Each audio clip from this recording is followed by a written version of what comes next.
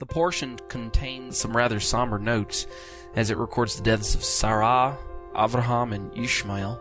Sarah, if you remember, lived to be 127 years old, and the Torah tells us that in all of this time, well, actually the Torah seems to indicate that in all of this time we only hear of one semi-direct revelation to her from Hashem, and that's when she overheard the conversation between her husband and God about Yitzhak, and then she laughed. And I'm not sure why the Torah doesn't give us more dialogue between her and Hashem, but that's really immaterial because surely we know she had a relationship with him. Let's read on and find out. Other than the conversation recorded between her and Hashem when she laughed, we don't have any other indication that she had direct contact with the Almighty, that is to say, on the same manner as her husband. We find him talking to Hashem all the time. I ask in my commentary why this might be significant to you, the reader. Well, for one thing, it shows that even though she did not have the exact same revelations from Hashem that Avraham did, surely we must conclude that she had a genuine living relationship with her God, right? Even though we don't read about it, that's just to be assumed. And really, we don't have to assume because it's proven by the quality of faith and support that she displayed toward her husband amidst his unbelievable callings.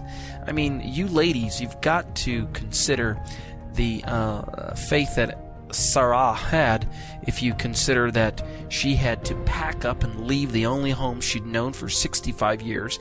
Remember, God called him when he was 75 in Genesis chapter 12, and so she was 10 years his junior when they left.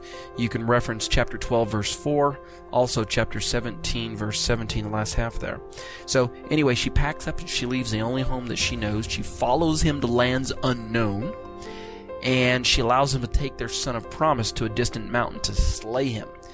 And all of these real life circumstances, as you might imagine, required a considerable amount of patience and faith from someone such as Sarah. Also remember, this God of her husband's is invisible. It's not like he's showing up every time in the form of a man, although the Torah does record a few times that he showed up. But for the most part, Abraham hears the voice of the Lord, or the word of the Lord, as the text states.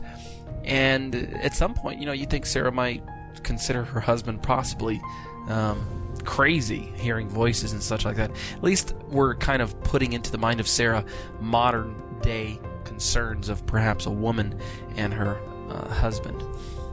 It should also be noted that the Torah omits the details surrounding the parting of Sarah and Yitzhak just before his journey to Mount Moriah.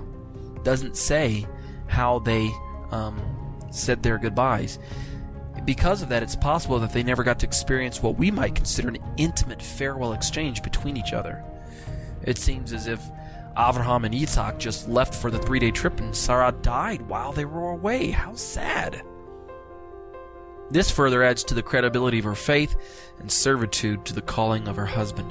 Surely this was a trying moment for her. I mean, a woman of Sarah's caliber would... Well, let's just put it this way. Someone like Sarah doesn't come along every day.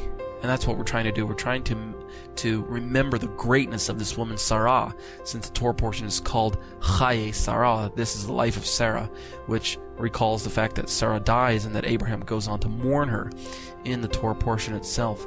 And so here is a woman like Sarah. She's a matriarch in her own right. And as we reflect now on the fact that the narrative is going to move from Sarah to a new covenant couple, Isaac and his wife Rebekah, we have to reflect on the fact that someone such as Sarah would not be easy to match. Yet we do know that as we study further into the pages of the Torah, that we will find another quote-unquote Sarah unfold before our eyes, another matriarch. And so as we read the Torah portion at this juncture, the focus seems to shift from that of Abraham to the life and calling of his son Yitzhak.